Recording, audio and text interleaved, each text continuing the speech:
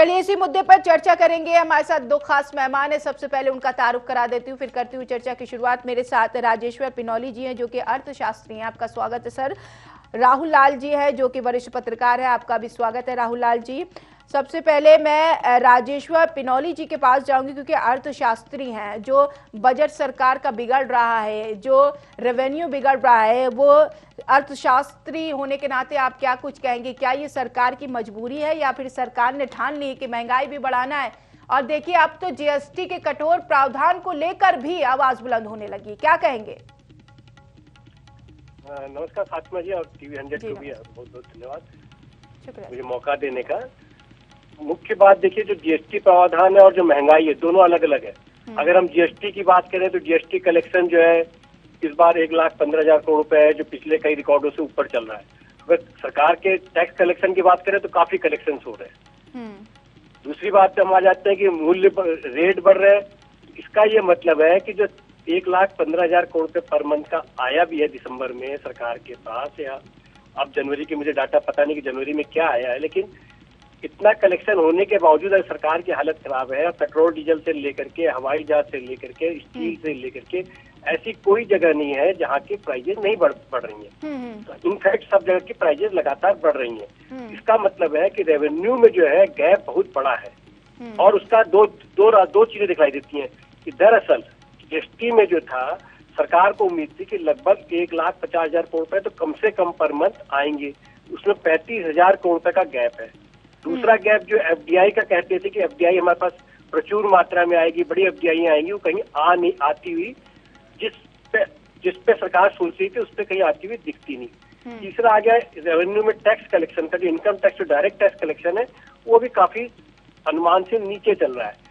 उसको सबको इन्होंने कहा जाकर के लोड कर दिया पेट्रोल और डीजल और गैस पे। गैस का भी आज शायद दाम 50 रुपए आज फिर बढ़ा दिया है, जो सब्सिडाइज गैस है। तो सब वहां पर जाके लोड हो रहा है। तो इम्पैक्ट क्या हो रहा है कि धीरे धीरे महंगाई बढ़ती जा रही है। महंगाई बढ़ने के दो कारण है।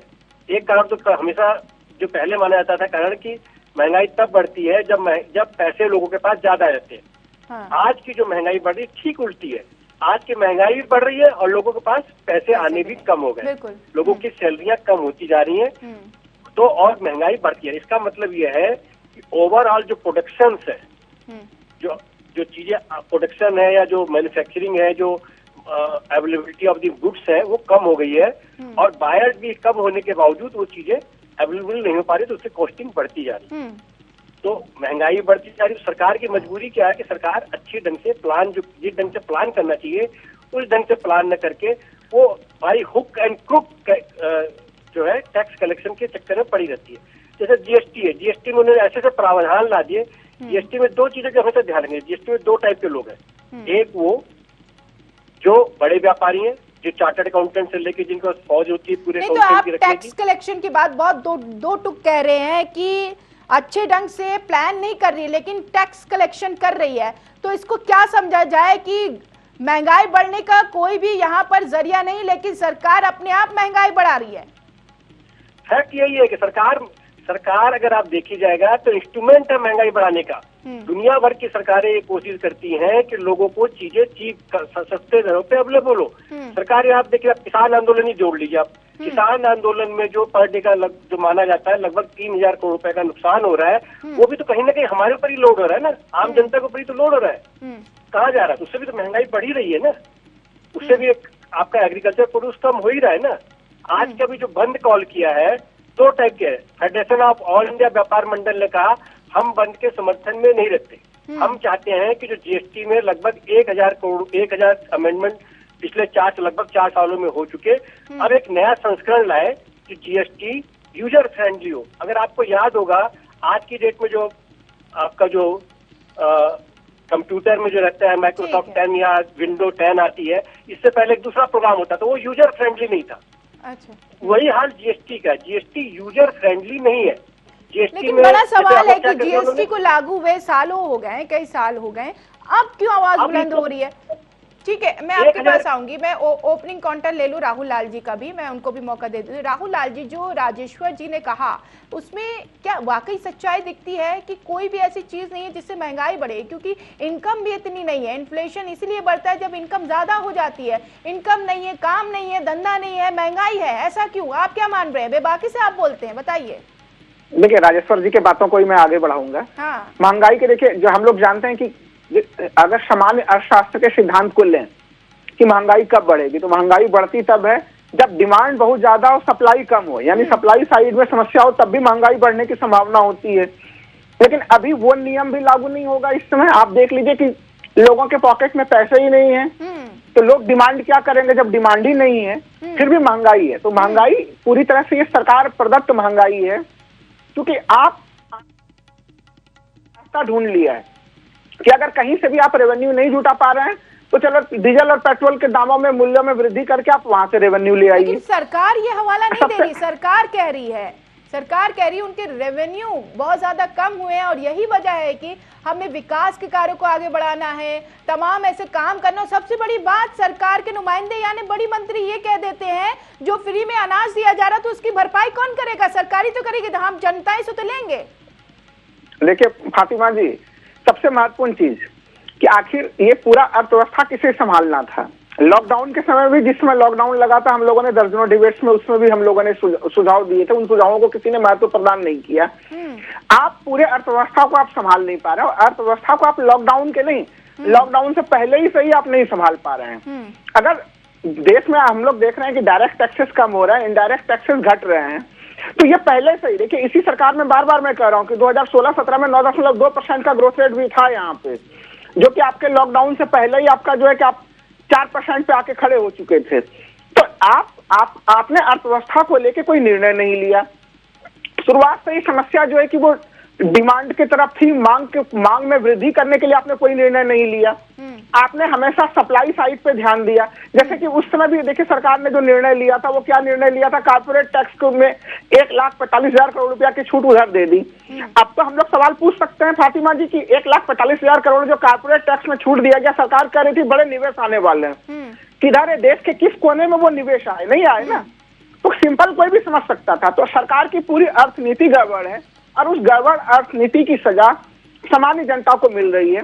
अभी भी जो मैं कह रहा हूं कि जो देखिए जीएसटी के जो कलेक्शंस कुछ अच्छे दिख रहे हैं, जरूर वो सामान्य रूप से देखने में अच्छे दिख रहे हैं, लेकिन स्थिति यह है कि जो बड़े कारपोरेट कंपनियां हैं वही हैं उस पूरे दायरे में। बड़े कारपोरेट कंपनियों ने पूरे एमएसएमई के दायरे को भी अपने अंतर्गत ले लिया है। तो ये एमएसएमई हमारा अभी भी सामने में खड़ा नहीं हो पाया है। तो आप हमारा अर्थव्यवस्था को लेके हम लोग एक निगेटिव दिशा में जा रहे हैं और उसी का ये प्रतिफल है कि हम लोगों को महंगाई का सामना करना पड़ रहा है।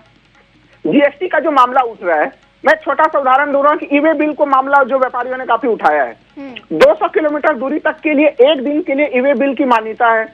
अब आप बताइए, कहीं जाम में कोई फंस गया, कहीं कुछ हो गया, उसके लिए भी कोई सुनवाई नहीं है। उसमें कोई गड़बड़ी हो जाए, पहले वो टैक्स रिफंड हो जाता था, अब वो टैक्स भी लगना, जबरदस्त जुर्माना भी लगना। तो आपके पूरे व्यवस्था में ऐसी चीज होनी चाहिए। मैं बिल्कुल सहमत हूँ राजेश्वर जी से कि जीएसटी कहीं से भी यूजर फ्रेंडली नहीं है। भारत जैसे बड़े देश में जीएसटी को कहा गया था कि इससे टैक्सों में सरलीकरण होगा, लेकिन जीएसटी ने टैक्सों में सरलीकरण की व्यवस्था को खत्म करके उसको और जटिल बना दिया। तो विशेषकर जो छोटे व्यापारी हैं, जो सामान्य रूप से मोहल्ले में किराने की दुकान या सामान्य चीजें खोल के रखते हैं, जो बहुत ज्यादा चार्टर्ड अकाउंट या तमाम दूसरी व्यवस्थाएं नहीं रख सकते हैं, वो तो जीएसटी की इस व्यवस्था में फंस जाएंगे। और जिस तरह से अधिकारियों को बहुत ज्यादा शक्तियां दे दी गई हैं। ठीक है, मैं समझ गई राहुल लाल जी। मैं राजेश्वर पिनौली जी से कुछ जानना चाहूंगी। इनकम नहीं है, जीएसटी को लागू हुए सालों हो गए हैं, इनकम नहीं है, रोजगार नहीं है, जेब खाली है, और यही वजह है कि तमाम मांगों के साथ साथ जीएसटी कि जो कठोर प्रावधान है उसको खत्म करने की भी मांग उठने लगी है। जहां से छोड़ा था वहीं से एन कैन प्रकार ने टैक्स कलेक्शन करना चाह रही है। अब आप जीएसटी में सिंपल सी बात समझ लीजिए कि आपसे एक ह्यूमन एरर हो जाती है। मान लीजिए जब मेरे से ह्यूमन एरर हो गई और ट्रक पकड़ा गया, तो जो भी ट्रक पकड़ा गया और उस पर एक पेनाल्टी लगा दी गई 100 रुपए की। अब अगर मैं कहूँ कि जो ह्यूमन एरर है उसको रेक्टिफाई किया जाता, तो तो उसके लिए किसके पास जाना, अपीलेट अथॉरिटी के पास। आपको इमीडिएटली उसका 25% जो है जमा करना है, तब आपकी कोई बात सुनेगा। एक वो बताइए कि एक तो वैसी अर्थव्यवस्था खराब, फिर आपको 25% पहले जमा करेगा, ह्यूमन एरर है, और दूसरे में आ जाएगी जहाँ नॉन ह्यूमन एरर है। ऐसे ऐसे पैनल प्रोविजन ला दिए गए हैं टैक्स जीएसटी में, जिसका बहुत नुकसान होने वाला है। एक आदमी, डरा हुआ आदमी टैक्स देगा कि व्यापार करेगा और काम कैसे करेगा। आज की डेट में अगर सरकार के ऊपर ये लगा दें, आज एक की डेट में लगा दे, किसी सरकारी अधिकारी के ऊपर लगा देगा तुमसे गलती हुई तो तुम्हें जेल भेज देंगे, आप देखेगा आधे लोग सरकारी नौकरी छोड़ देंगे। तो आप क्या व्यापारियों से नौकरियां, व्यापारी से व्यापार छुड़ाना चाहते हैं क्या? तो जो जीएसटी के जो अधिकतर प्रोविजन जो लाए गए हैं वो इसी टाइप के लाए गए। और इसके अलावा भी जो जीएसटी में, अब आप समझिए जो जीएसटी के फिगर्स कैसे आ रही है, हमारी अपनी, हम लोगों की अपनी कैलकुलेशन कह रही है कि जीएसटी की फिगर ऊपर इसलिए आ रही है कि उसमें एक पोर्शन होता है इनपुट क्रेडिट। इनपुट क्रेडिट उसको कहते हैं कि एक व्यापारी ने माल खरीदा और आगे बेचा, तो जब बेचा और खरीदने का जो पहले जिससे खरीदा और उसका जो टैक्स है उसका हमें टैक्स का क्रेडिट मिलना चाहिए। तो हमें क्रेडिट तब मिलेगा अब जब जिसने आपको बेचा वो रिटर्न भरेगा, रिटर्न में आपके सारे पैसे जमा करेगा, तब मिलेगा। उसमें इनपुट क्रेडिट के लिए भी अब आपका झगड़ा हो गया कि पहले क्या था, कोर्टों ने कहा, कई कोर्ट का था, सुप्रीम कोर्ट का भी था, हाई कोर्ट का भी था, सबने कहा कि अगर किसी का गलती से या करने से या कुछ कारणों से टैक्स क्रेडिट या जिसने आपसे जिससे माल खरीदा वो अपनी रिटर्न नहीं भर पाता है, टाइमली नहीं भरता है, देर में भरता है, आप क्रेडिट ले सकते हो। अब आपको क्रेडिट तब मिलेगा जब वो पहले वाला भरेगा। अब वो कानून बना दिया है, अब मेरा डबल नुकसान हो गया क्योंकि मैंने जिससे लिया उसका टैक्स का पैसा भी मैं ही चुकाऊं और जहाँ बेचने जा रहा हूँ उसका भी टैक्स का पैसा मैं ही चुकाऊं। तो वो जो प्राविधान है, और इस ढंग के बड़े पैनल प्रोविजन ला दिए, एक ही नहीं लाए, कई अपील करने के लिए आपको देना। अरे अपील तो हमारा सामान्य आदमी का अधिकार है कि मैं जाता हूँ, बोलता हूँ कि आपने गलत किया, आप बोलोगे नहीं जी मैंने तो आपका 1 लाख रुपए का जुर्माना लगा दिया, जब तक आप 25,000 रुपए जमा नहीं करोगे आप अपील नहीं कर सकते। ये कौन सा कानून है, किस देश में लगता है कानून? ये जो ढंग के प्रावधान है इसका तो विरोध होना ही था।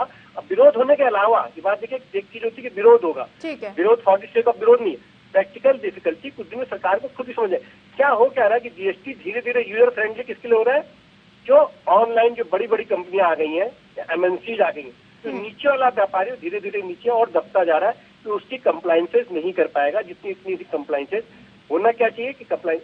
अब जरूरत क्या रह गई कि आप नया एक्ट लेके आए, पुराने कानूनों को उसमें अमेंडमेंट करें और उसको यूजर फ्रेंडली बनाएं। आपने लेकिन सवाल इस बात का है क्या सरकार मानेगी जो भारत बंद का ऐलान यहाँ पर किया गया है? सवाल इस बात का है क्योंकि देखिए 3 महीने से किसान भी अपनी मांगों को लेकर धरना दे रहा है। फातिमा जी, मैं इसमें बड़ा एग्रीड नहीं हूँ कि भारत बंद का ऐलान कैट ने किया। कैट कौन सी है? कैट संस्था कौन सी है? CAT basically supported by the government है। कैट तो अलग से ऐसी इंडिपेंडेंट बॉडी नहीं है। अगर आप कैट के प्रोविजन देखें, कैट तो समर्थन कर रहा है ना, they all belongs to the government only. तो यानी कि कुछ ना कुछ तो है ना सर, कैट अगर समर्थन कर रहा है तो कुछ ना कुछ तो है ना। नहीं कर रहा है मतलब उसकी भी मजबूरी हो गई है।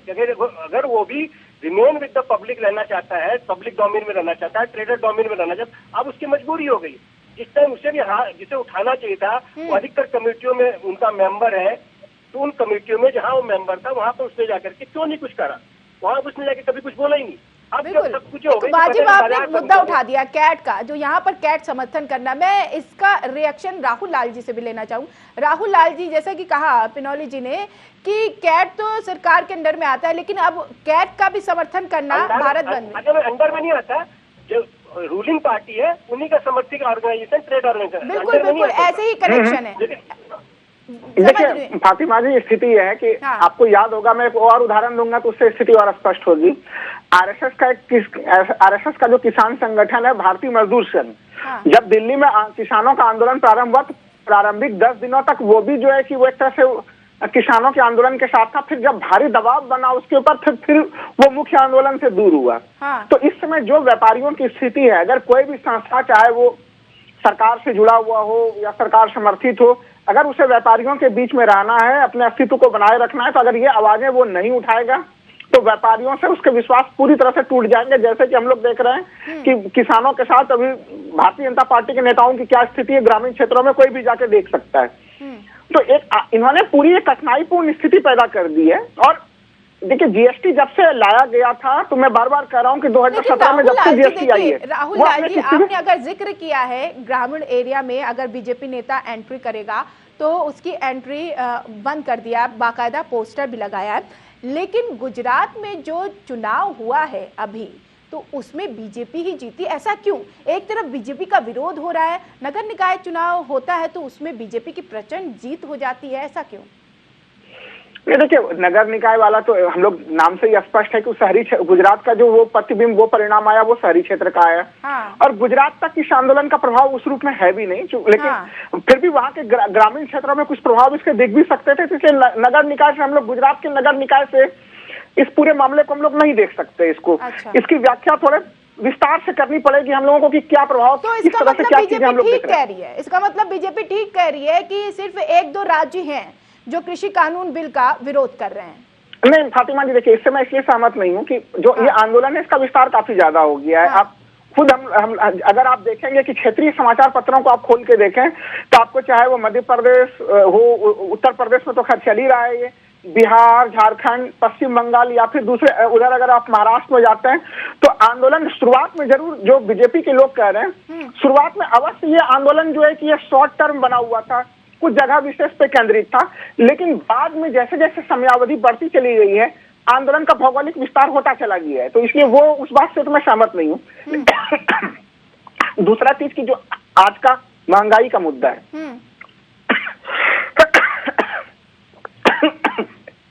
मैं थोड़ा रेस्ट ले लीजिए, आप पानी पी लीजिए, मैं राजेश्वर पिनौली जी के पास जाती हूँ। राजेश्वर पिनौली जी, देखिए सरकार अर्थव्यवस्था नहीं संभाल पा रही, आपने खुद कहा, लेकिन अभी जो नामकरण हुआ है मोटेरा स्टेडियम में, उसमें करोड़ों लगे हैं, और ऐसे में क्या रेवेन्यू पर असर नहीं पड़ता? सब पे पड़ता है। सरदार पटेल जी की मूर्ति जो बनाई गई 3000 करोड़ रुपए से बनाई गई, किसका फंड लगा? अब तो नरेंद्र मोदी स्टेडियम हो गया है मोटेरा। सारे पीएसयू का फंड लगा दिया। वो कौन सा पैसा था? वो तो जनता की भलाई के लिए खर्च होता था। सरकार बड़े उससे बोलती है कि जो जनता की भलाई के लिए हम टैक्स लगा रहे हैं, जो फ्री में दे रहे हैं, जो 3000 करोड़ रुपए के करीब जो पीएसयू का, चाहे ओएनजीसी था, चाहे gas authority of India limited था, चाहे बीपीसीएल था, चाहे आईओसी था, जिसके पैसे, जो उनके पैसे इसलिए रखे गए थे कि वो सोशल डेवलपमेंट के लिए खर्च करेंगे, वो पैसे उठा के आपने मूर्ति में लगा दिए। तो सरकार जो कर क्या रही है, अगर आप इसका आप देखेंगे ना, सरकार का कर रही है, वन साइड है, सेकंड साइड देखिए। सेकंड साइड जो आपसे पैसे ले रहे हैं, कहने के लिए कह देते कि हम पीडीएस के लिए यूज करें। पहले सरकार भी तो पीडीएस के लिए यूज करती है, आप कोई नए तो हो नहीं, और वो आपकी ड्यूटी भी है। तो आपने प्लान कैसे किया? तो आपको क्या है, जो गैर जरूरी खर्चे हैं वो कम करने चाहिए। गैर जरूरी खर्चे कैसे? आपको संसद बनानी जरूरी थी क्या? बिना उसके संसद नहीं चलता। हमें आज की डेट में जरूरत पड़ती है तो हम एक कमरे के मकान में नहीं रहते। अगर हमें लगता है कि 2 कमरे के मकान में ज्यादा पैसा लग रहा है तो 1 कमरे के मकान में रहते हैं, क्योंकि हमारे घर में दिक्कत है, घर में है। सरकार अपने घर, जिस घर में है उस घर में अगर दिक्कत है तो पैसे का उसको इस्तेमाल ठीक से करना चाहिए, और तभी उस जनता के पास पैसे पहुंचेंगे, तभी जनता। अब वो कहते हैं कि डेवलपमेंट कर रहे हैं। डेवलपमेंट क्या कर रहे हैं? डेवलपमेंट में अगर आप रोड पे डेवलपमेंट देखेंगे तो डेवलपमेंट में, रोड में क्या होता है, आप पेट्रोल पे पहले सेस देते हो रोड डेवलपमेंट के लिए, उसके बाद आप रोड बनाने के लिए जो जमीनें देते हो, कहीं ना कहीं आपके उसमें नुकसान होता है, उसके बाद आप टोल टैक्स दे रहे हो उसी रोड के ऊपर, उसके अलावा जो उसी रोड के ऊपर आप जो है क्या कहते हैं, जो गाड़ी खरीदते हो तो उसका ट्रांसपोर्ट में जो चार्जेस लगते हैं उसी रोड पे, 3 खर्चे आप उस रोड को बनाने को दे रहे हो, और भुगत कौन सा? आपकी भुगत। तो बेसिकली आपके फंड से रोड भी बन रही है। तो आप ऐसा कौन सा डेवलपमेंट कर रहे हो जो पैसा आप लेकर के लोगों को काम, आम आदमी की यूटिलाइजेशन हो रहा है? आप सारे डेवलपमेंट वो कर रहे हो, उसके लिए डायरेक्ट पैसे ले ही रहे हो। तो जो सरकार की बात हम कहते हैं, जो बार बार कहते हैं कि हम डेवलपमेंट कर रहे हैं और हम पैसे खर्च करें, इसका मतलब है कि आप जो एक गृहिणी है, एक अच्छी गृहिणी किसको कहा जाता है? कि जो इनकम आए उसको सामान्य रूप से डिस्ट्रीब्यूट कर सके, जिसको जितनी जरूरत है वहां दे सके। ये न करे गृहिणी कि जो पैसे आए उससे अपने लिए गहने खरीद ले। सरकार वो कर रही है कि जो पैसे आ रहे हैं उससे अपने लिए गहने खरीद रही है। कह रही गहने खरीदना जरूरी है, क्योंकि बाहर गहने दिखलाई देते हैं तब लगता है इस घर की गृहिणी बाहर आई है तो इस घर का मान सम्मान बना है। तो जो मान सम्मान और उन चीजों के साथ जोड़ते हैं वहां पैसे खर्च होते हैं। वहां पर जो आपके जो खर्चे होते हैं, सरकार क्या जो फार्म बिल को जितना प्रचारित करने के लिए जितने रुपए का खर्च हुआ है, मुझे लगता है उतने रुपए का फार्म बिल एक्चुअल फार्म के ऊपर खर्च कर देते तो काफी किसानों की हालत सुधर जाती है। ये मेरा सोचना है, लेकिन फिर भी सरकार के पास हो, सरकार भी बताए कि क्यों करना चाहती है और क्या जरूरत ऐसी पड़ी। और जब दुनिया भर की सरकारें नित्यवेता से चल रही है, खर्चे कम कर रही है, तो आप क्यों नहीं खर्चे कम? बिल्कुल बिल्कुल जीता जाता एग्जाम्पल नेपाल है, जहां पर क्रूड ऑयल तो भाई अंतर्राष्ट्रीय है, क्रूड ऑयल की कीमत जैसी उस हिसाब से उनका पेट्रोल का दाम है। लेकिन राहुल लाल जी, तमाम जो ट्रांसपोर्टर्स हो, हॉकर्स हो, लघु उद्योग और महिला उद्यमी भी समर्थन कर रहे हैं भारत बंद का, और ऐसे में क्या सरकार की मुश्किलें बढ़ने वाली है इस तरीके से जो भारत बंद और प्रदर्शन हो रहा है? को भी नुकसान हो रहा है। सबसे बड़ी बात यह है कि सरकार को अब यह समझ लेना चाहिए कि जो उनकी अर्थव्यवस्था में गतिशीलता नहीं है, अब तक वो आंकड़ों को बढ़ा चढ़ा के जीडीपी के आंकड़ों के साथ छेड़छाड़ करके उसको बेहतर बनाने में, दिखाने में मेहनत करती हुई रही है। अब सरकार के लिए समय आ चुका है कि वो अर्थव्यवस्था को रियल में गति प्रदान करे, नहीं तो उनके लिए समस्याएं और गंभीर हो जाएंगी। क्योंकि देखिए, मैं बार बार कह रहा हूं कि आप देखिए, डीजल पेट्रोल के महंगाई को तो देख ही लीजिए। इस समय हम लोग सामान्य रूप से सुझाव देते हैं कि सरकार आधारभूत संरचना पे खर्च करें। सीमेंट के दामों में कम से कम 30 से 35% की बढ़ोतरी हो गई है। दूसरे जो इस्पात वगैरह के हैं उसके भी दाम आपने काफी ज्यादा बढ़ा दिए हैं।